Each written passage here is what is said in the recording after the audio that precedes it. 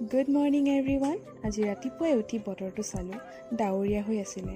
বেয়া পোৱা নাই, পিছে ভাবিলোঁ গৰমটো আজি কমেই হ'ব। দেন ব্ৰেকফাষ্টটো কৰি মই দেৰি নকৰি ৰেডি হৈ ঘৰৰ পৰা ওলাই দিলোঁ। আজি ৱেব ছিৰিজ এখনৰ শ্বুট এটা আছিলে। চাওকচোন, বতৰটো ইমানেই ধুনীয়া লাগিছে।